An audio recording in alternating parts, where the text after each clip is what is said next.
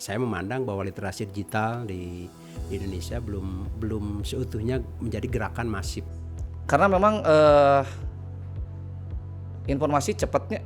Males untuk cek ulang, males untuk nanya. Sabar, stop dulu di kamu, jangan langsung share, baca dulu. Mungkin karena adanya confirmation bias ya. Jadi confirmation bias itu kita hanya menerima atau mau menerima informasi yang sesuai dengan kepercayaan kita. Fanatisme berlebihan itu dapat memblokir sebuah informasi yang masuk ke kita.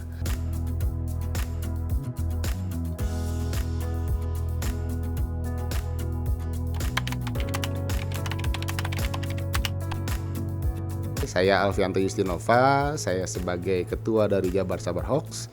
Kesibukan sehari-hari ya mungkin mengatur kegiatan dari tim Jabar Sabar Hoax. Selain itu juga melakukan pemeriksaan fakta serta melakukan edukasi literasi digital kepada masyarakat Jawa Barat. Saya Sandi Ibrahim Abdullah di Jabar Sabar Hoax sebagai koordinator divisi data, diseminasi dan pengembangan program. Nama saya Fani, sibuknya masih bantu desain di Jabar Sabar Hoax. Saya DP Agung Setiawan. Hari ini kebetulan saya baru saja alhamdulillah gabung di P3K di Permata Humas, dan saat ini masih diaktifkan ya, diperbantukan di Jabar Sabar Hoax begitu. Nama saya tuh Tommy Sutami ya. Saya itu di Jabar Sabar Hoax itu sebagai koordinator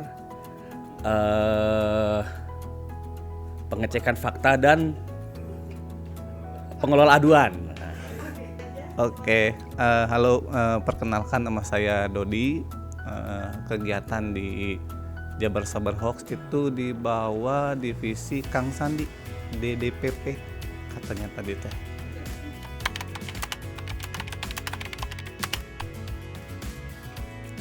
Kalau menurut saya dengan bahasa yang pendek dan sederhana, informasi bohong. Yang palsu sengaja dibuat tampak asli. Itu sebenarnya informasi bohong yang sengaja dibuat dan disebarkan di dunia digital gitu kan ya. Ada macam-macam ya, kita sekarang sudah tidak menyebut dengan hoax, kita bagi lagi menjadi 3 ya. Jadi ada misinformasi, disinformasi, sama malinformasi. Jadi misinformasi itu sebenarnya adalah informasi yang salah, tapi yang membagikannya itu tidak mengetahui bahwa informasi yang dibagikannya itu adalah salah. Tadi disinformasi adalah informasi yang salah, tapi yang membagikannya itu tahu bahwa itu adalah informasi yang salah. Jadi ya tujuannya memang untuk menimbulkan kepanikan, ketakutan dan lain sebagainya.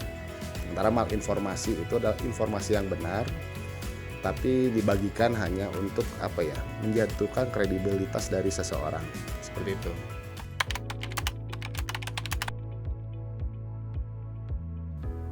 Nah itu, kenapa ya?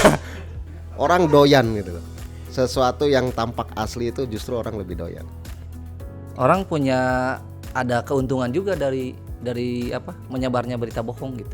Berkembangnya teknologi, jadi ya itu informasi-informasi yang dibikin atau hoax yang dibikin itu Pentingan kalau dikaitkan dengan literasi digital, mungkin Tingkat literasi digital masyarakat yang masih rendah, serta masih kurang bertanggung jawabnya netizen atau masyarakat dalam menggunakan media sosial.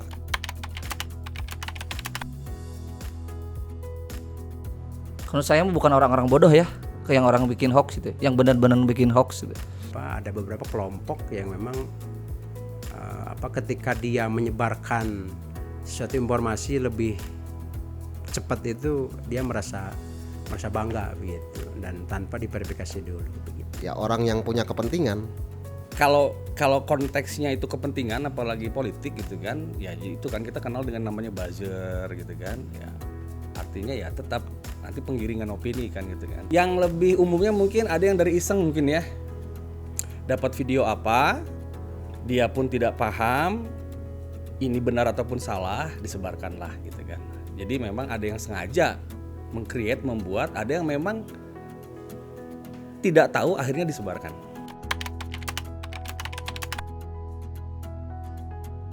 Oh, untuk pribadi ya mungkin ya lebih ke kecemasan ya. Negatif banget ya, negatif pisan gitu.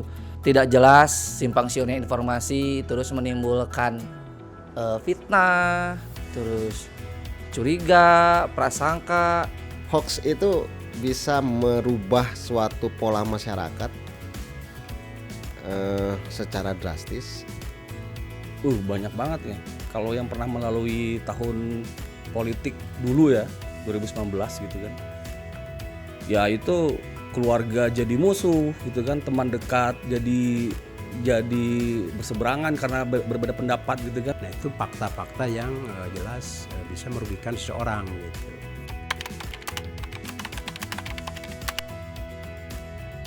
Dulu pernah ya, tapi saya lupa ya kasusnya apa. Jadi kan lebih ke inilah, yang hoax-hoax yang too good to be true lah ya. Pernah, khususnya kalau misalnya politik tuh sering. Jadi begitu kejebak, begitu baca, kirim aja. Oh ini ternyata ya hoax. Sering saya sama teman-teman juga kalau misalkan mengecek siapa sangka saya misalkan teman-teman di JSA juga sering kejebak. Kadang-kadang percaya, oh ya percaya, tapi setelah dicek ternyata hoax gitu kan.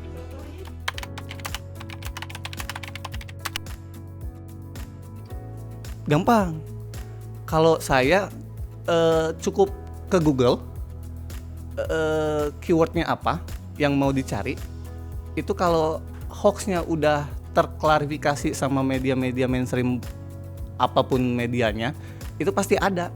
Cara jadi gini, kalau hoax tuh dia punya ciri-ciri sebenarnya, ya. Tulisannya sangat sangat tidak ada kaidah banget dengan jurnalis, gitu kan ya. Kedua, juga bahasanya bombastis, gitu kan ya. Ketiga, too good to be true gitu kan. Jadi narasinya tuh terkesan seperti paling suci dan paling baik gitu kan. Tidak ada celah salahnya gitu kan.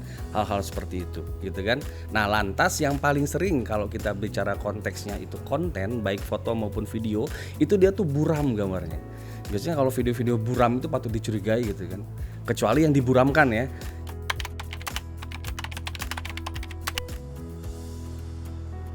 Buat masyarakat luas supaya nggak kemakan hoax, sebetulnya banyaknya cara nama, misalkan memperbanyak sumber informasi pembanding misalkan. Kritis ya, jadi jangan asal menerima setiap informasi. Jadi cari informasi itu dari media-media resmi atau situs-situs resmi. Jangan cari informasi itu hanya di media sosial atau broadcast WA seperti itu. Atau paling gampang bisa langsung tanyakan ke Jabar Sabar Hoax, seperti itu sih. Betul ya? Masuk.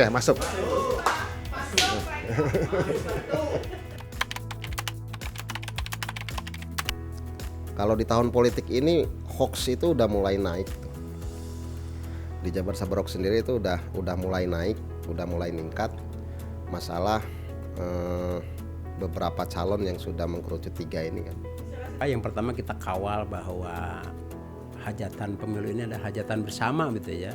Kita harus merasa sukacita ya, sambut dengan gembira. Nah, hindari polarisasi, saling hantam, kampanye tidak sehat. Karena pemilu ini kan bagian fundamental untuk keberlangsungan negara kita gitu. Saya harapannya ke pemerintah, khususnya ke pusat ya, jadi dibuatkan yang namanya kurikulum literasi digital yang bisa dimulai di level mungkin SMA atau SMP sejak dini lah, minimal bisa syukur-syukur bisa dari sejak SD. Jadi menguatkan gerakan literasi digital sampai ke akar ya, ke ibu-ibu rumah tangga, PKK, RT, RW, para pengurus di masyarakat gitu. Dengan menggait beberapa komunitas, terus pihak swasta, pihak pesantren Untuk menjelaskan, untuk meliterasi mereka. Semakin banyak kita berkolaborasi, semakin kuat kita bisa membangun ketahanan informasi. Kedepannya kita pun selain oleh 27 kota kabupaten, provinsi lain pun sudah ada yang mereplikasi Jabar Sabar Hoax. Alhamdulillah. Mungkin target kita 2024 banyak provinsi lain yang mereplikasi Jabar Sabar Hoax. Jadi secara perlahan dari sisi pemerintahan sudah berani turun tangan mengambil alih tanggung jawab ini gitu kan, dengan menciptakan sebuah unit-unit yang inovasi dan seperti ini.